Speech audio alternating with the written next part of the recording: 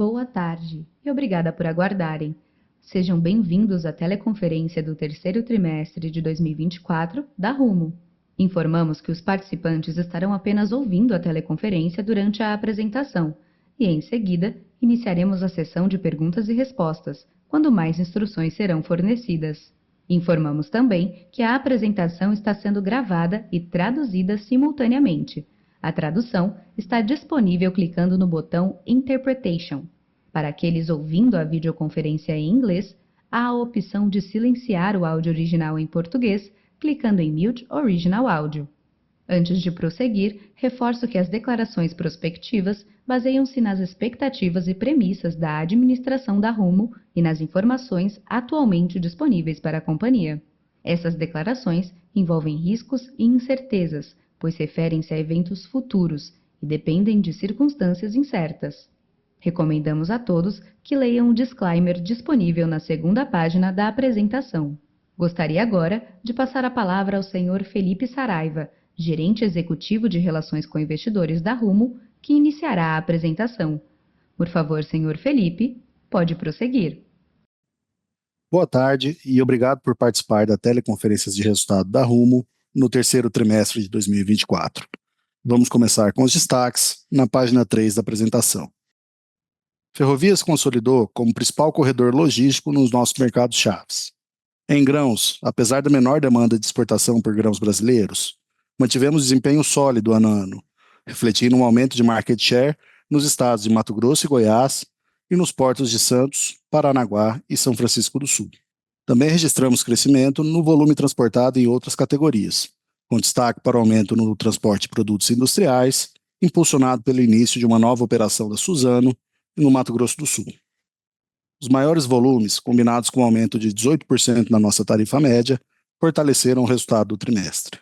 O EBITDA ajustado foi de 2,2 bilhões de reais, crescimento de 22%, e o lucro líquido ajustado foi de 794 milhões de reais, representando o melhor resultado trimestral da história da Rumo.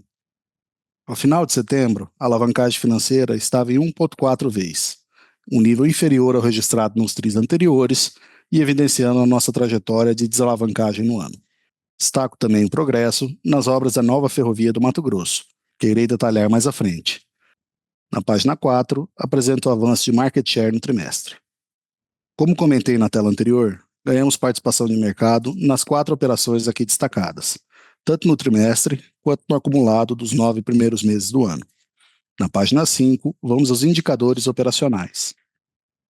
O transtime da Operação Norte, que mede o tempo de viagem entre Rondonópolis e Santos, reduziu em relação ao ano passado e ao trimestre anterior, alcançando 82 horas. Esse resultado reflete o aumento de produtividade do nosso sistema ferroviário, contribuindo para os recordes operacionais do trimestre. O giro de vagões em Santos foi de 16 horas, superando o desempenho do ano anterior e apoiado por melhorias no modelo de gestão do Porto de Santos e nos investimentos realizados. Em eficiência energética, nossa métrica de consumo de combustível mostrou uma leve melhora em comparação com o terceiro trimestre do ano passado. Na página 6, apresenta os resultados operacionais e volumes. Tivemos um crescimento de 2% no volume transportado, totalizando 21,7 bilhões de TKU no trimestre. Gostaria de ressaltar os recordes operacionais obtidos até agora. No acumulado do ano, registramos recorde operacional nos meses de maio, junho, agosto e setembro, mostrando a consistência da nossa operação. A Operação Norte teve a principal contribuição para esse crescimento, com um aumento de 6%, incluindo mais transporte de grãos, fertilizantes e celulose. Já na Operação Sul, a queda de volumes foi consequência dos eventos climáticos extremos que vimos em maio, que afetaram as operações logísticas do Tronco Sul por um período indeterminado. Na página 7, vamos com os destaques de receitas e tarifas. O crescimento de margem foi um dos principais pontos positivos do trimestre, resultado de contratos de transporte ferroviário firmados ainda no segundo semestre do ano passado. A nossa tarifa reflete o valor de uma solução logística ferroviária de larga escala, competitiva, resiliente e alinhada com a descarbonização dos setores que nós atendemos. Na página 8, apresento o EBITDA do trimestre. O aumento de margem de contribuição foi o principal fator para a elevação do EBITDA no período. Os custos fixos e despesas operacionais cresceram em ritmo mais lento do que a expansão de margem de contribuição, e em linha com a estratégia da Rumo e necessário para suportar os nossos investimentos em aumento de capacidade, ganho de eficiência e gerenciamento de riscos. Na página 9, vamos ao resultado financeiro e lucro líquido. O resultado financeiro líquido do trimestre foi de R$ 575 milhões, contribuindo com o lucro do período. Vale lembrar que a nossa dívida é em grande parte flutuante CDI, seja diretamente, seja por meio de instrumentos financeiros derivativos.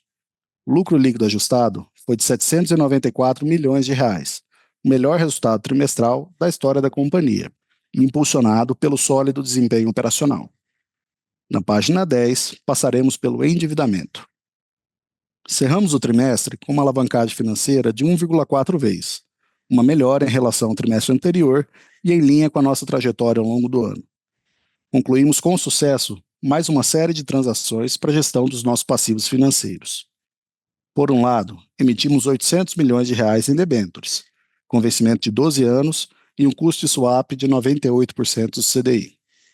Por outro lado, realizamos o resgate antecipado de R$ 750 milhões, com vencimento originalmente em outubro de 27 e com custo financeiro de 112% do CDI. Nosso perfil de liquidez permanece robusto, com R$ 9 bilhões em caixa e vencimentos bem distribuídos nos próximos anos. No slide 11, veremos os investimentos no trimestre. Investimos R$ 1,5 bilhão no trimestre, com 455 milhões em investimentos recorrentes, 484 milhões no projeto de expansão no Mato Grosso e 529 milhões de reais em outros projetos de expansão. No projeto da Ferrovia do Mato Grosso, aceleramos os desembolsos na medida em que aceleramos também o progresso físico da construção. Vamos agora para uma atualização do mercado de grãos, começando na página 12 com soja. Para a safra 24-25, esperamos um aumento de produção de soja no estado do Mato Grosso, impulsionado principalmente pela retomada dos níveis históricos de produtividade agrícola, após a quebra de safra da última temporada. A semeadura encerrou outubro com cerca de 80% da área plantada, e em linha com a média histórica da região. As previsões de chuva para as próximas semanas indicam boas condições para o desenvolvimento das lavouras da região. Agora, na página 13, vou abordar as perspectivas do milho. A produção de milho 24-25 deve se manter estável em Mato Grosso, em torno de 50 milhões de toneladas. A expectativa é que a expansão da área plantada compense a retomada da produtividade agrícola aos seus níveis históricos. Destaco também que o avanço do plantio de soja em outubro reduziu os riscos para a janela de plantio de milho em 2025. Passamos agora para a página 14 da apresentação. Apresento aqui o nosso time de gestão, após as reestruturações recentes. Dentre essas mudanças, dou as boas-vindas ao Guilherme Machado, que se juntará ao time da Rumo como novo CFO. Daniel Rockenbach passa a se dedicar exclusivamente à Malha Sul, trazendo mais foco na gestão dessa ferrovia e liderando a potencial renovação dessa concessão. Cristiano Brasil, que até então ocupava a vice-presidência de Gente, assume a liderança de operações, trazendo sua sólida experiência em operações complexas nas indústrias de cimento e de alimentos e bebidas. Por fim, Bruna Perpétuo passa a integrar o nosso time de gestão da Rumo, liderando a área de Gente. Concluo aqui a minha apresentação e estamos à disposição para a sessão de perguntas e respostas. Obrigado. Iniciaremos agora a sessão de perguntas e respostas. Estão presentes nessa teleconferência os senhores Pedro Palma, Rafael Bergman, Gustavo Marder e Felipe Saraiva. Para fazer uma pergunta, por favor, clique em levantar a mão. Se a sua pergunta for respondida, você pode sair da fila clicando em abaixar a mão. Gostaríamos de pedir a gentileza de realizar apenas uma pergunta por analista, para que todos tenham oportunidade de perguntar. Se ao final sobrar tempo e houver mais perguntas, podemos abrir uma nova rodada. Informamos que perguntas feitas por texto, através do ícone Q&A, serão respondidas após a teleconferência pela equipe de Relações com Investidores da Rumo. Nossa primeira pergunta vem do senhor Pedro Bruno, da XP. Por favor, senhor Pedro, pode prosseguir. Bom dia, pessoal. Obrigado pelo espaço. Eu queria fazer uma pergunta sobre o CAPEX do projeto de Lucas do Rio Verde, né, da expansão no Mato Grosso.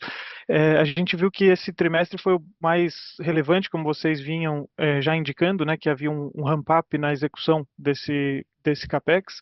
E até então a gente ainda não tinha visto a empresa conseguir chegar próximo, vamos dizer, do que era um run rate mais perto daqueles 2 bilhões por ano que havia sido de alguma forma indicado no passado como uma expectativa para a execução desses anos iniciais, né, do ponto de vista anualizado.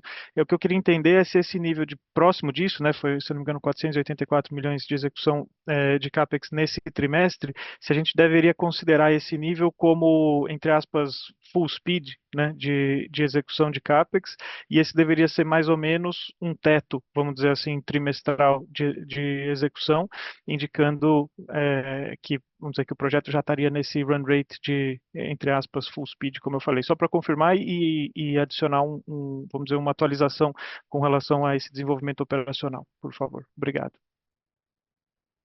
Boa. Boa tarde a todos, pessoal. Aqui é o Pedro Palma falando. Pedro, obrigado aí pela pergunta. Deixa eu já começar aqui. Do lado prático, quando a gente olha no CAPEX construtivo da ferrovia, Pedro, a gente dá para dizer que nesse trimestre a gente basicamente teve uma execução ao ritmo que eu espero que continue acontecendo nos próximos trimestres. Obviamente, você pode ter alguma oscilação pelo próprio ritmo de obra, questões de efeitos climáticos, chuva, né, que pode ter alguma variação em termos de medição, mas quando eu olho a velocidade de avanço da linha férrea, a gente está com uma mobilização muito boa, mobilização plena, todas as frentes de trabalho funcionando, então até chegarmos ali em 2026, né, com esse projeto, acho que é esse ritmo mais ou menos que você deve encontrar. Quero só lembrar que tem dois outros pontos aqui, né, quando a gente for olhar para o CAPEX completo aqui do sistema, né? A gente está na fase inicial agora da construção do terminal ali na BR-070, então essa é uma mobilização que começou mais recentemente, então quando eu olho o terminal, você deve ter aqui um avanço maior ainda no ano de 25 e 26, e obviamente aí mais para o fim, quando a gente estiver próximo, né, da entrada em operação do terminal, deve ter a discussão do material rodante, que é como você sabe, a gente vai regular aí de acordo com a entrada, né, a data específica da entrada, né, da operação, mas eu acho que são só esses outros dois elementos que se acrescentariam a esse ritmo que a gente está olhando agora. Tá ótimo, perfeito, muito obrigado. Nossa próxima pergunta vem do senhor Guilherme Mendes, do JP Morgan. Por favor, senhor Guilherme, pode prosseguir. Oi, boa tarde, pessoal. Pedro, Rafael, Gustavo, Saraiva, obrigado pelo espaço. Uma pergunta em relação aos take-or-pays para ano que vem, né? Com a melhora do plantio e da soja no Mato Grosso, e esses comentários um pouco mais positivos para o milho, vocês podem dar algum indicativo como tem evoluído as discussões com as tradings nas últimas semanas? Obrigado. Ô, Guilherme. Opa, Guilherme, Pedro aqui de novo, cara. Obrigado aí também pela pergunta. Só aproveitar e reforçar aqui o ponto, né? Quando a gente olha, né? Acho que a gente comentou acho que nas interações passadas, né? No call passado, a gente está enxergando, né, de forma muito otimista, né? O cenário de produção do ano que vem. Eu acho que existia ainda até alguma dúvida, talvez alguns meses atrás, mas os cenários de chuva, né, se normalizaram. Quando a gente olha, né, o plantio que foi realizado da soja, vem acontecendo, né, e quase praticamente finalizado no Mato Grosso. Ele aconteceu a um ritmo muito rápido na hora que as chuvas vieram, então tudo aconteceu dentro de uma janela ainda muito positiva para a produção da soja. Vocês viram no material que o Saraiva apresentou há pouco, né? Então uma projeção muito bacana para a produção da soja. E em termos de janela, a gente também enxerga uma projeção muito bacana para o milho, né? E quando a gente olha o cenário, eu acho que mais granular aqui também, até de entrega de insumos, né, fertilizantes, os defensivos, os acompanhamentos micro aqui das janelas para a própria plantação do milho depois lá na frente, tudo se configura num cenário, obviamente ainda precisamos esperar ali um pouco mais de tempo, mas tudo se confirma que uma safra muito boa também para o milho aqui para a nossa operação, né, e uma safra dado ali um pequeno atraso que houve no plantio da soja, uma concentração de volume vindo ali no ano de 2025. A gente está muito tranquilo aqui, Guilherme, com relação à comercialização. A gente tem avançado com o processo de comercialização, então na hora que você teve uma normalização do regime de chuvas, obviamente isso refletiu também no apetite dos clientes, e como a gente colocou, acho que desde do último call, a gente vem nesse trabalho de valorização do serviço que a gente presta, e a gente olhando e confirmando cada vez mais uma safra positiva para o ano que vem, eu estou bastante otimista, e os fechamentos de contratos que a gente já fez agora aconteceram nos preços que a gente entende são os preços justos e corretos para o nosso serviço, e eu estou muito satisfeito com o ritmo de comercialização que a gente tem tido agora. Eu, obviamente, não vou abrir, não posso, e não abri antes, não vou abrir agora, não é o percentual em si, né, daquilo que está comercializado, acho que no melhor interesse de todos nós, né, acho que dentro desse processo, mas, de novo, posso reforçar que estou absolutamente confiante que a gente vai ter um ano de 25 muito sólido, com a safra muito boa e uma capacidade de execução muito boa da Rumo, e com seu serviço valorizado aos preços corretos, né, para trazer aí o ano 2025, mais um ano super forte de resultado aqui para a companhia. Muito bom, Pedro. Obrigado pela resposta. Bom dia.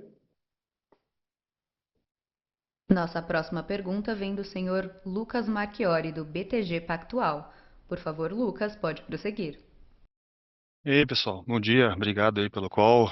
Pedro, bom te ter aqui no call também. Deixa eu puxar essa questão da discussão, na verdade, a construção de 2025 como um todo, né? Queria te ouvir, Pedro, e time todo, né? Como é que a formação, né, a tomada de decisão da Rumo para construir esse 2025, né? Porque eu sei que vocês não vão abrir quanto é que vai dar o andamento aí das vendas dos take or pays e tal, mas a gente entende que deveria ser um ano com menos comercialização, menos contratação antecipada como foi ano passado, pelo menos o que indica para o produtor é um pouco disso.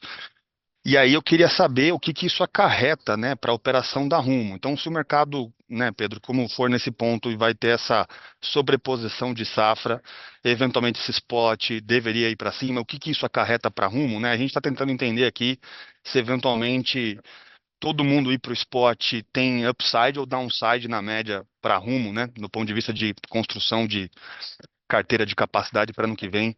Queria te ouvir como é que vocês estão pensando, né, esse tema, né, e se eventualmente isso envolve você ser mais agressivo comercialmente, menos agressivo comercialmente, enfim, queria te ouvir um pouco nesse aspecto aí, seria bem legal, pessoal. Obrigado. Boa. Oi, Lucas.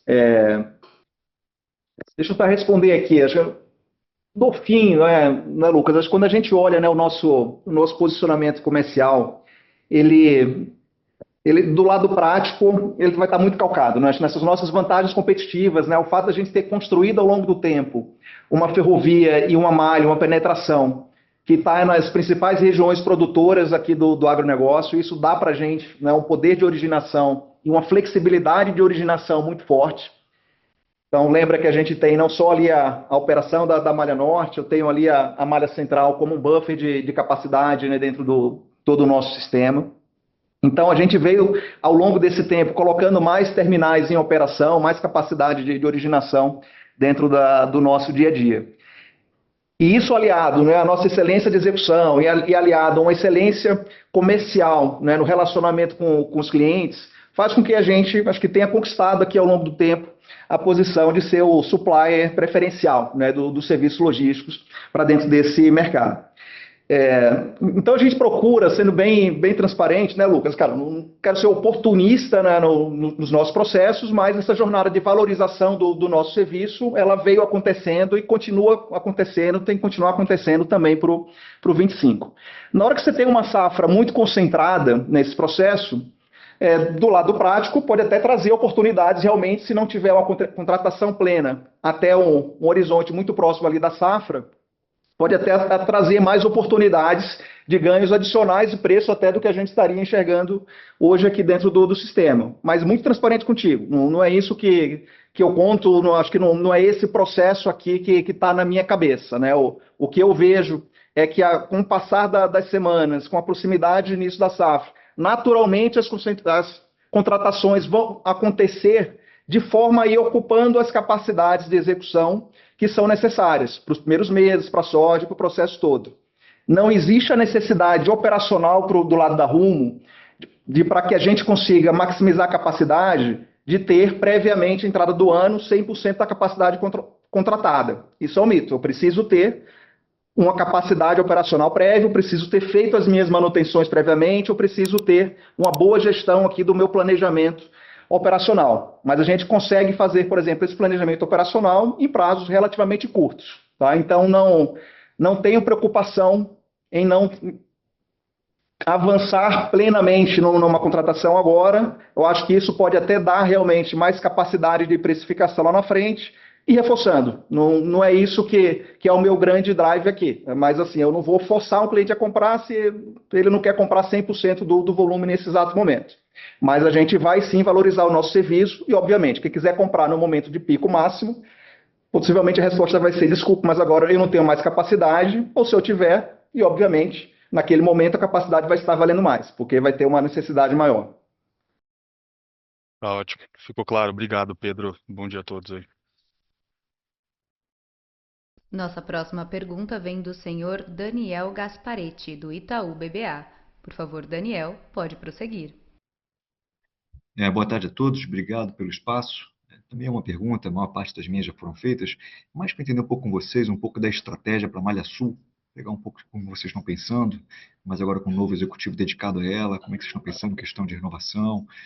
Por favor, esse é o principal ponto. Obrigado. Oi, Daniel. Pedro aqui novamente. Ótima pergunta. Como você viu, né, Daniel, a gente fez uma alteração aqui na estrutura e muito focado nessa visão sobre a Malha Sul. Né? Para mim ficou claro que a gente precisa olhar a Malha Sul com um foco maior daquilo que a gente estava olhando nesse momento, tanto pela capacidade de geração de valor que essa malha ainda tem dentro da sua própria estrutura, dentro da nossa gestão do dia a dia. Ela é uma malha bastante extensa dentro do nosso portfólio, quantidade de pessoas muito grande, tem uma riqueza operacional muito forte e um trabalho comercial também de integração e de relação com stakeholders locais, que é muito forte também. Então, a região sul tem uma demanda muito específica. E dentro desse processo, né, então, na hora que a gente tomou a decisão de considerar aqui, tratar a Malha Sul como uma empresa realmente independente, com capacidade de executar os seus planos, não é, de uma forma mais livre, não tinha ninguém melhor aqui dentro do time, né, que o Roque, para fazer essa liderança dessa estrutura. E dentro desse processo, do que eu vejo para a Malha Sul é isso. Eu vejo que a gente tem uma capacidade ainda de gerar até mais valor dentro da malha, com a nossa gestão no dia a dia hoje.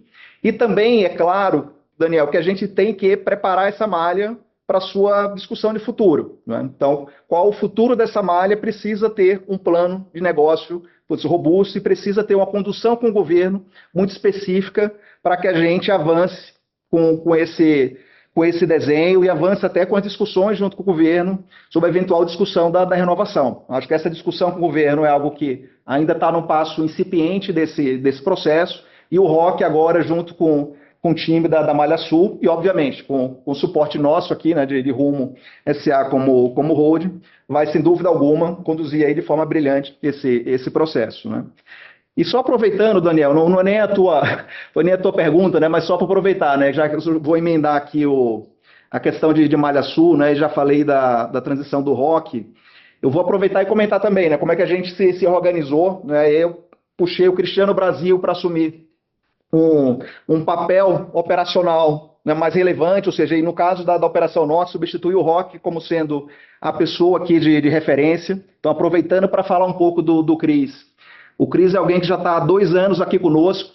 Quando ele veio aqui para a corporação, já foi, acho que de propósito, a gente trouxe alguém que tinha, obviamente, sim, uma experiência de gente, que era a missão inicial ali que estava dada, mas alguém com uma experiência de gestão operacional muito forte em outras indústrias e outros negócios, com a cabeça muito boa de gestão, de processo, de capacidade de liderança de gente. E vocês sabem que liderar a ferrovia no fim do dia, por mais que a gente seja um ativo pesado, mas no fundo é um negócio de gente, né? Então a gente tem muitas pessoas no campo, a gente precisa de pessoas que saibam liderar, né, essas pessoas dentro do dia a dia, dentro do campo.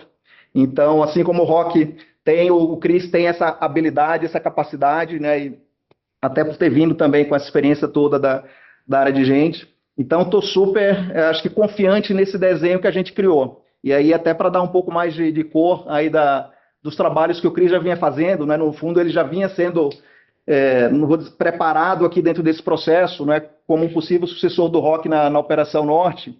O Cris teve um papel, por exemplo, muito forte na estabilização do problema de segurança ali na Baixada, que vocês sabem que foi o nosso grande calcanhar de Aquiles ali no início de 2023 e dá para dizer, quase que durante o ano de 23, né? O Cris foi o cara, e junto com o time dele, que transformou a gestão de segurança e fez com que a gente hoje nem fale mais desse tema aqui com vocês dentro do dia a dia. Então, ele é alguém que tem a capacidade de controlar a operação, transformar e levá-la também aí a novos patamares. Então, de modo geral, com o time aqui, fiquei muito feliz da gente se reorganizar dentro de casa. De novo, o Roque continua aqui junto conosco e a gente tem um time aqui, acho que está bastante energizado para continuar essa jornada, né, e continuar evoluindo aqui com todos os números da Rumo. Maravilha, muito obrigado pela resposta. Nossa próxima pergunta vem do senhor Victor Mizusaki, do Bradesco BBI. Por favor, Victor, pode prosseguir. Oi, boa tarde. Parabéns pelo resultado. Uma pergunta do nosso lado, e até sobre, juntando dois temas, né, que foram discutidos ao longo do call. O primeiro com relação ao Take or Pay, né, e o segundo, essa questão de melhora operacional, né, que a gente viu na Malha Norte nos últimos anos. Pensando em 2025, né, se de repente, apesar do cenário ser positivo, né, mas se por alguma razão o percentual de take or pay, né, ser um pouco mais baixo do que o histórico, né, da Rumo, o que seria possível fazer, né, para de repente isso não ter um impacto tão grande em eficiência em 2025? Obrigado. Oi, Vitor. Vamos lá, primeiro ponto, né? Eu estou trabalhando num cenário de um ano de 25 bastante pressurizado, né? Eu continuo só reforçando, vendo aqui com bastante otimismo as projeções de volume para todas as nossas malhas, e quando eu olho aqui do Sistema Norte, mais ainda, né, nesse processo. Eu vou relembrar que o grande ponto, né, do nosso sistema está ligado ali a Santos, né? Ou seja, no fundo é o nosso desafio maior. Quando a gente olha o trabalho que a gente veio fazendo, a gente vem avançando cada vez mais no processo de gestão, no aumento da capacidade operacional de Santos. Mas dito isso, acho que a gente já comentou em outros momentos, a capacidade operacional de Santos, de forma estrutural, ela vai ser alavancada com a entrada do STS-11, acho que é o próximo passo mais estruturante, que vai acontecer mais para o segundo semestre de 25, então com efeito full ali, obviamente, no ano de 26. Então, eu tenho uma expectativa, quando eu olho na linha de granéis, de ter, obviamente, sim, uma evolução em relação a esse ano, mas a gente não está em nenhum dos nossos planos de venda, colocando uma pressão gigantesca nessa volumetria de granéis agrícolas. Mas lembrando que além desse processo, né, de granéis, a gente tem na malha a capacidade, e esse é um item que acho que o Saraiva até já comentou recentemente agora, né, já teve impacto positivo no curto prazo. A entrada da planta de celulose nova da Suzano, então a gente vai ter no ano que vem um volume de celulose anualizado, né, maior daquilo que a gente tem agora. A gente tem volumes maiores na parte de combustíveis, que também vão ocupando, né, a capacidade da malha, a capacidade operacional nossa, em um volume que nem entra em Santos, né? Então a gente consegue avançar ainda mais nesse cenário. A gente tem em breve também, na virada desse ano, entrada de carga de minério dentro da malha, que também vai trazendo mais capacidade de geração de valor aqui dentro do nosso sistema.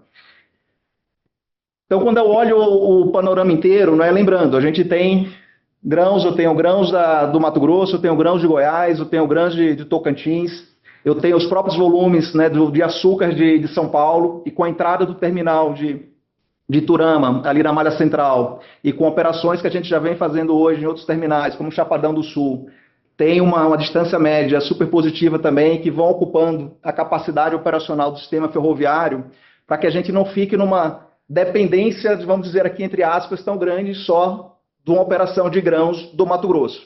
Então a gente veio construindo também ao longo desse tempo essa flexibilidade, essa capacidade comercial de atrair carga de vários segmentos em várias origens.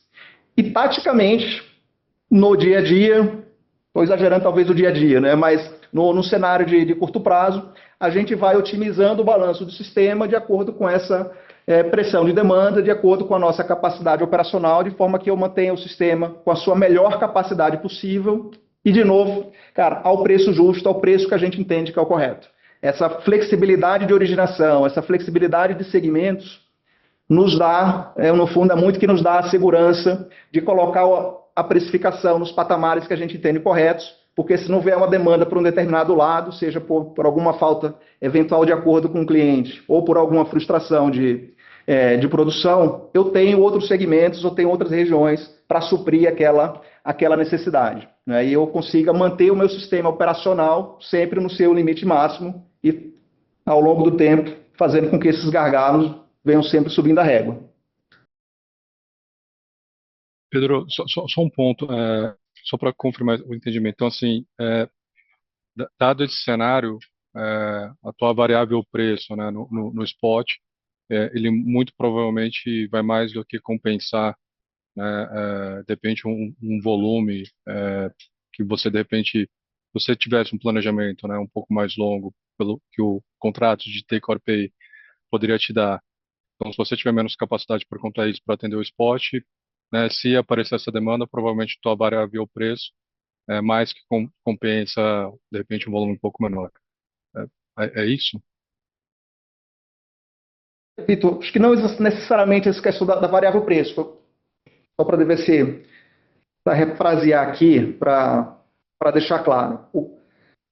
Quando olho para o cenário daquilo que a gente está vendendo, estou super confiante que a gente vai fazer o plano de vendas que a gente tem para as partes de granéis nos preços que a gente quer dentro desse processo. E lembrando que a gente tem, para cumprir um plano de venda, eu tenho várias origens possíveis, eu tenho vários segmentos que eu posso ocupar essa minha capacidade ferroviária.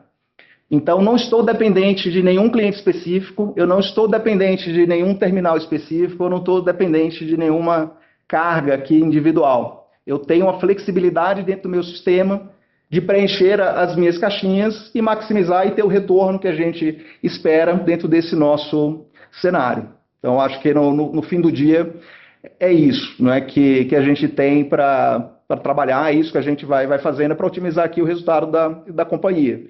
Mas, de novo, acho que eu estou bastante confiante, eu acho que dentro dos cenários do ano de 25, que a produção dos nossos principais commodities está super positiva. Eu enxergo que a gente vai ter aí um ano de 25 com uma execução bastante sólida, com a comercialização dos nossos serviços muito sólidos, aos preços justos. Sendo bem sincero, não estou aqui com nenhuma grande preocupação, não estou vendo aqui nenhum ponto de maior preocupação aqui para o nosso ano do 25, não.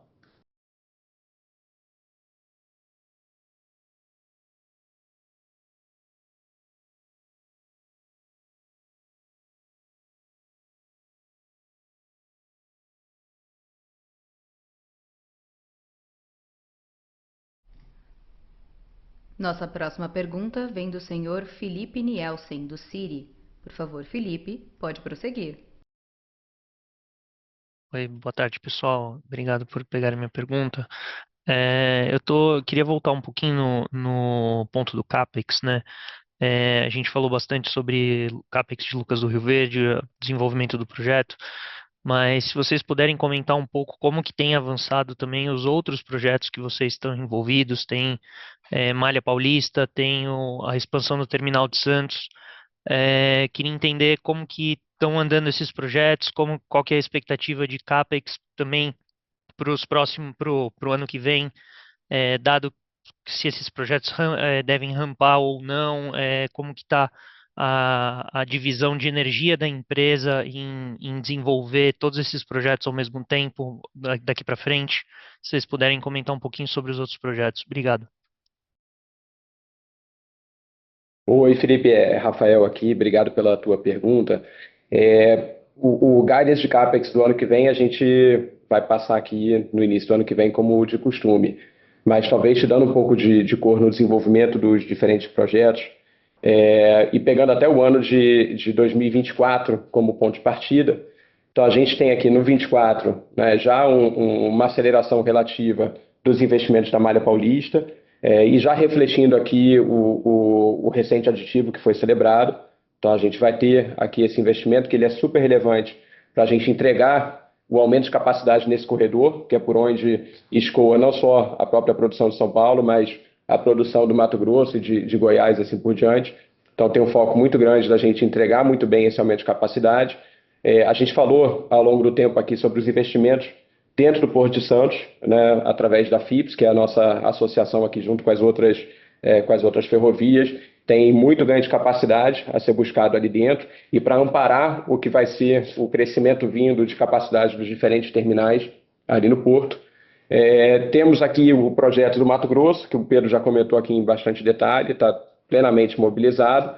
E talvez, falando aqui do projeto portuário ali na área da DPW, em parceria com a CHS, ele está seguindo seu curso, né? Vamos lembrar que a gente assinou o contrato com a DPW, se eu não me engano, em março, e aí em maio a gente assinou a parceria com a CHS. A gente está nesse momento fazendo o refinamento de engenharia e também seguindo o curso do processo de licenciamento para a gente estar pronto para começar a construir ali no ano que vem. Então, no ano que vem, a gente deve ter aqui também um pouco de investimento desse projeto. Lembrando que o projeto portuário ele é uma parceria 50-50, então ele vai ser tratado dessa forma também do ponto de vista de consolidação do CAPEX aqui nas figuras da Rumo. Então, tem um portfólio bem robusto, e lembrando que para fazer frente a esse portfólio de crescimento, a gente também fez, né, já faz algum tempo, né, um redesenho organizacional. A gente criou uma área específica de execução de projetos,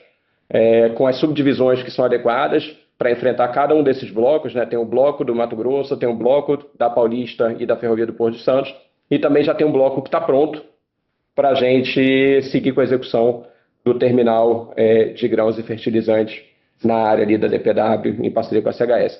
Então, mobilizado, com boa gestão e seguindo o seu curso, e do ponto de vista, talvez aproveitando estrutura de capital muito bem equacionada, né, para fazer frente a esse ciclo de investimento, né, como o Felipe comentou aqui no início do call, uma alavancagem aqui saudável na ordem de 1,4 vezes, com rentabilidade adequada, com geração de caixa operacional vindo consistente com o crescimento do EBITDA da companhia.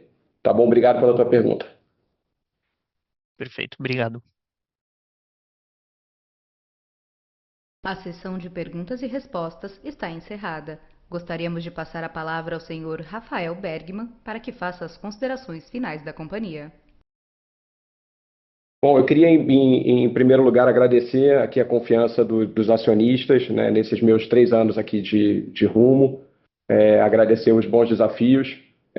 Queria também agradecer ao Gustavo Marder, que está seguindo para outros desafios aqui bem relevantes dentro da própria Rumo, né, e à medida que o Felipe Saraiva e a Manu assumiram aqui o time de RI. Então, obrigado pela super dedicação aqui no time de RI, Gustavo Marder. E, obviamente, desejar muito sucesso ao Gui Machado, que entra aqui na companhia na semana que vem, ao Pedro e todos os colegas aqui da Rumo, que ficam aqui seguindo esse projeto espetacular que vocês vêm acompanhando. Obrigado. Vou passar aqui para o Pedro. Opa, boa. Obrigado, Rafa. Acho que não tem outra coisa para começar, senão também agradecer ao Rafa, né, pelos 3 anos extraordinários dele aqui na Rumo, não é mais que... E a ida dele para outro desafio dentro desse processo, né, acho que também reforça, né, o papel do Grupo Cosan como um todo, né, e é muito bacana a gente poder contar, né, com profissionais excepcionais dentro desse nosso ecossistema, e essa mobilidade de profissionais acaba valorizando cada uma das companhias, né? Então foi excepcional contar com o Rafa nesses últimos 3 anos, assim como não tenho a menor dúvida como vai ser excepcional contar com o Guilherme Machado para essa próxima jornada. Lembrando, o Gui Machado já esteve conosco aqui na Rumo nos seus primórdios, então na fase inicial aqui, pós aquisição de LL lá atrás, então alguém que já entra no time jogando super integrado, né, e agora, obviamente, né, com outro nível de responsabilidade, mas também vindo com outro nível de experiência.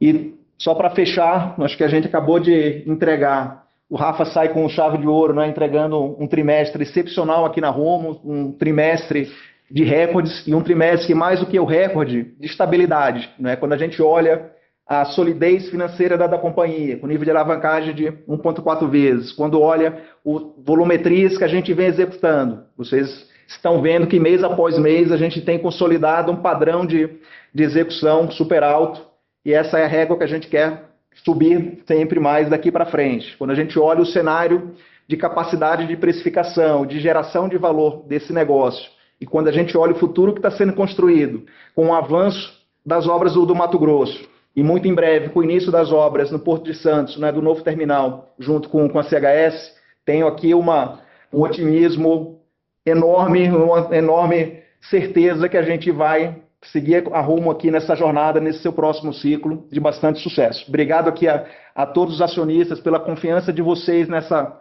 jornada inteira que a gente vem tendo. Conto com vocês ainda aqui também ao longo do tempo. E eu acho que por hoje, pessoal, é isso e vamos trabalhar aqui. Muito obrigado a todos. A videoconferência da Rumo está encerrada. Agradecemos a participação de todos e tenham um bom dia.